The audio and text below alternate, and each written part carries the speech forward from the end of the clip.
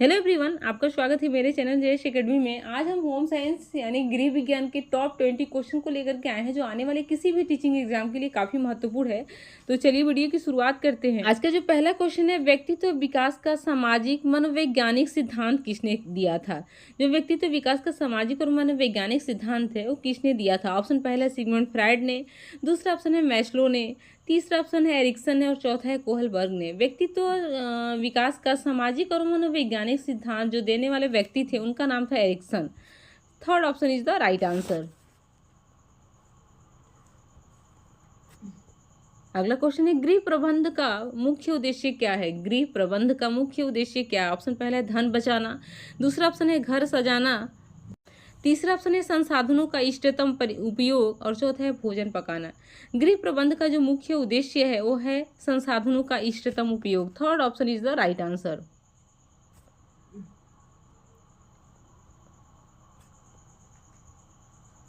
अगला है, निम्न कैलोरी, निम्न वसा, निम्न सोडियम सामान्य प्रोटीन के साथ प्रस्तावित किया जाता है। ऑप्शन पहला उच्च रक्तचाप में, दूसरा ऑप्शन है मधुमेह में, तीसरा ऑप्शन है पीलिया में और चौथा ऑप्शन है पेस्टिक अल्सर में। निम्न कैलोरी, निम्न वसा, निम्न सोडियम सामान्य प्रोटीन के साथ जो प्रस्तावित किया जाता है उच्च रक्तचाप में किया जाता है। First option is the right answer.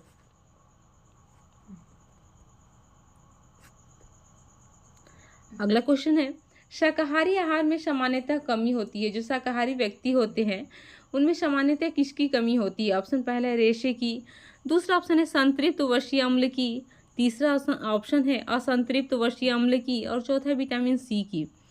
जो शाकाहारी व्यक्ति होते हैं, वेजिटेरियन होते हैं, उनमें संतृप्त वर्षीय अम्ल की कमी हो जाती है। Second option is the right answer. अगला है, परिवार बजट में लचीला व्यय किसे कहते हैं। जो परिवार बजट होता है उसमें सबसे लचीला व्यय किसको कहते हैं। ऑप्शन पहला है स्कूल फीस को, दूसरा ऑप्शन है मनोरंजन को, तीसरा ऑप्शन है बचत को और चौथा है किराया को। सबसे लचीला जो बचत व्यय होता है वो मनोरंजन होता है। Second option is the right answer. Next question है, बहुउद्देशीय भोज्य पदार्थ किसने विकसित किया था। जो बहुउद्देशीय भोज्य पदार्थ है वो किसके द्वारा विकसित किया गया था। ऑप्शन पहला है CFTRI मैसूर, दूसरा है NIN नीन हैदराबाद, तीसरा है दोनों और चौथा है दोनों में से कोई नहीं। बहुउद्देशीय भोज्य पदार्थ जो विकसित किया गया था वो CFTRI मैसूर के द्वारा किया गया था। First option is the right answer. अगला है, निम्नलिखित में से कौन एक जटिल कार्बोहाइड्रेट है। ऑप्शन पहला है फ्रक्टोज, दूसरा ऑप्शन है सुक्रोज, तीसरा है स्टार्च और चौथा है ग्लूकोज। इसमें से जटिल कार्बोहाइड्रेट जो है वो है starch. Third option is the right answer. Next question है, मानव शरीर में कितने आवश्यक अमीनो अम्ल होते हैं। मानव शरीर में आवश्यक अम्ल कितने होते हैं। ऑप्शन पहला है 9, दूसरा ऑप्शन है 10, तीसरा है 8 और चौथा है 11। मानव शरीर में जो आवश्यक अमीनो अम्ल की संख्या होती है वो 10 होती है। Second option is the right answer. अगला है, आयरन की कमी से कौन सा रोग हो जाता है। आयरन की कमी से इसमें से कौन सा रोग होता है। ऑप्शन पहला है एनीमिया, दूसरा ऑप्शन है स्कर्वी, तीसरा है रिकेट्स और चौथा है बेरीबेरी। आयरन की कमी से जो होने वाला रोग है एनीमिया है, खून की कमी हो जाती है, रक्त अल्पता भी जिसे कहते हैं। First option is the right answer. अगला है, कैल्शियम के अवशोषण के लिए किस विटामिन की आवश्यकता होती है। ऑप्शन पहला है विटामिन ए, दूसरा ऑप्शन है विटामिन के, तीसरा ऑप्शन है विटामिन ई और चौथा है विटामिन डी। कैल्शियम के अवशोषण के लिए विटामिन डी की आवश्यकता होती है। Fourth option is the right answer.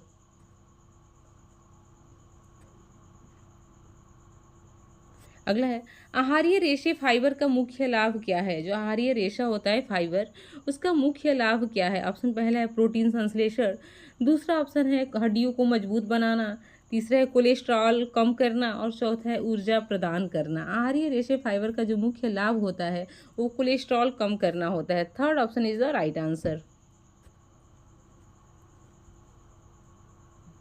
अगला है, प्रोटीन का प्राथमिक कार्य क्या है। जो प्रोटीन है उसका प्राथमिक कार्य क्या है। ऑप्शन पहला ऊर्जा भंडारण, दूसरा है उत्तकों का निर्माण और मरम्मत, तीसरा है वसा पाचन और चौथा इनमें से कोई नहीं। प्रोटीन का जो प्राथमिक कार्य है वो है उत्तकों का निर्माण और मरम्मत। Second option is the right answer. अगला है एंटीऑक्सीडेंट के रूप में कौन सा विटामिन कार्य करता है। एंटीऑक्सीडेंट के रूप में इसमें से कौन सा विटामिन है जो कार्य करता है। ऑप्शन पहला है विटामिन ए, दूसरा ऑप्शन है विटामिन सी, तीसरा है दोनों और चौथा है दोनों में से कोई नहीं। इसका जो राइट आंसर है दोनों होगा, विटामिन ए और सी दोनों। Third option is the right answer. अगला क्वेश्चन है विटामिन सी का सबसे अच्छा स्रोत क्या है। ऑप्शन पहला संतरा, दूसरा ऑप्शन है दूध, तीसरा है चावल और चौथा है अंडा।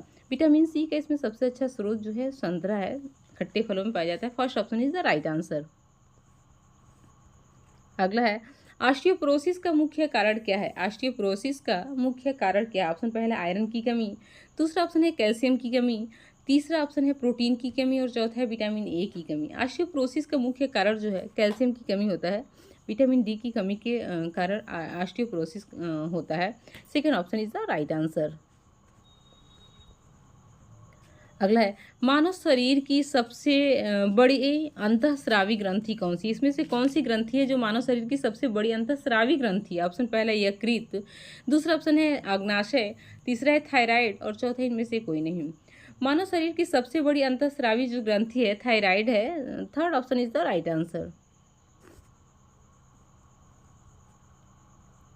अगला है मानव शरीर की सबसे बड़ी ग्रंथि कौन सी। इसमें से कौन सी ग्रंथि है जो मानव शरीर की सबसे बड़ी ग्रंथि है। ऑप्शन पहला है थायराइड, दूसरा है यकृत, तीसरा है अग्नाशय और चौथा इनमें से कोई नहीं। मानव शरीर की सबसे बड़ी जो ग्रंथि है वो यकृत है। Second option is the right answer. अगला क्वेश्चन है हाइपरटेंशन का अर्थ क्या है। इसमें से कौन हाइपरटेंशन का अर्थ क्या है। ऑप्शन पहला उच्च रक्तचाप, दूसरा ऑप्शन है निम्न रक्तचाप, तीसरा है मधुमेह और चौथा है कोलेस्ट्रॉल असंतुलन।